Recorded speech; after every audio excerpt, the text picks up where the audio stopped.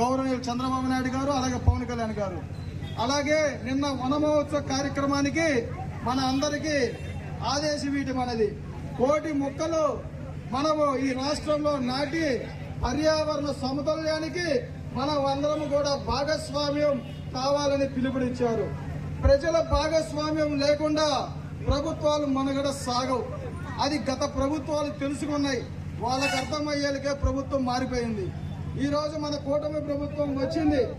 ఈ ప్రభుత్వం మనం ముందుకు సాగాలి అంటే అన్ని కూటమిలో ఉన్న ప్రతి ఒక్కరూ, అలాగే అందరు ప్రజలు పార్టీలతో సంబంధం లేకుండా మన గ్రామం, మన ఊరు, మన ప్రభుత్వం, మన బజారు, మన పారిశుద్ధ్యం, మన వీధి లైట్లు, మన త్రాగునీరు, మన సాగునీరు, మన మౌలిక వసతులు, మన రోడ్లు, మన కచ్చా రోడ్లు, ఇవన్నీ కూడా మార్చుకునేది ఎక్కడో ఉన్న రాష్ట్ర ప్రభుత్వాలు, కేంద్ర ప్రభుత్వాలు కాదు, మన ప్రభుత్వాలు, మన పంచాయతీ వ్యవస్థ. మీరందరూ గుర్తు పెట్టుకొని మనము పవన్ కళ్యాణ్ గారు, చంద్రబాబు నాయుడు గారు ఇచ్చే ఆదేశాలని మనమందరం భాగస్వాములు కావాలని ఈ వన మహోత్సవ కార్యక్రమాన్ని ఈరోజు టంగుటూరులో పవన్ కళ్యాణ్ గారికి మనం ఇవ్వాల్సిన నిజమైన పుట్టినరోజు కానుక ఏంటంటే 1,00,00,000 మొక్కలు నాటడం, దాన్ని మనం పరిరక్షించడం కూడా మనందరం ముఖ్యం. పవర్ స్టార్ పోయింది, ఇంకా మాట లేదు. రాజకీయాలలో ప్రత్యక్షమైన మార్పులు ఈ రోజు ఆయన తీసుకొచ్చారు. అందుకే ఈ రోజు ఆయన్ని పవర్ స్టార్ అంటంలో ఇంకా రాజకీయ సంఘ సంస్కర్త అంటున్నారు. మనం అంటంలా ఢిల్లీ స్థాయిలో, అలాగే పెద్ద స్థాయిలో అందరూ కూడా పవన్ కళ్యాణ్ గారిని ఆ నిజమైన రాజకీయాలు అంటే సేవ అన్న విధాన్ని ఈ రోజు అందరికీ చూపించారు. ఈ రోజు చంద్రబాబు నాయుడు గారు, అలాగే పవన్ కళ్యాణ్ గారి యొక్క మైత్రి ఈ రాష్ట్రానికి ఎంత అవసరం అనేది ప్రజలందరికీ అర్థమైంది.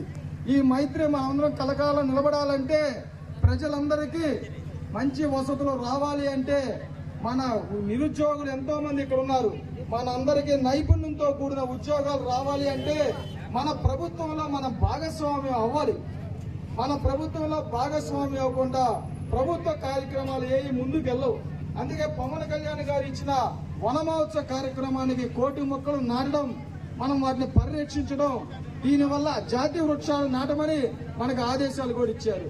జాతీయ వృక్షాలు ఎందుకు నాటాలి అంటే, ఒక రావి చెట్టు 2,500 సంవత్సరాలు బతుకుతుందంటే మనం అనుకున్నాం రావి చెట్టు ముక్కంటారా, రావి చెట్టు ముక్కంటారా అంటే దేవుడి దగ్గరికి పోయి అంటే మనకు అర్థమయ్యేది కాదు ఎందుకు రావి చెట్టు మొక్కాలి అని. రావి చెట్టులో నుంచి వచ్చే ఆక్సిజన్ ఎన్నో వేల సిలిండర్లతో సమానం ఒక రోజు వచ్చిన ఆక్సిజన్. అందుకే ఒక రావి చెట్టు 2,500 సంవత్సరాలు బతుకుతుంది. కానీ ఇప్పుడు మనం అలాంటి రావి చెట్లు, వేప చెట్లు, నేరేడు చెట్లు, పండ్ల చెట్లు అలాంటివి నాటకుండా మనము ఈ కానోకార్పస్ చెట్లు, ఏదో క్రోటన్ చెట్లు, షో చెట్లు ఇలాంటి నాటుకోవడం వల్ల మనకి ఆ పచ్చదనం కనబడుద్ది. కానీ దాని నుంచి వచ్చే పర్యావరణాన్ని మన అందరం తెలుసుకోవాల్సిన అవసరం ఉంది.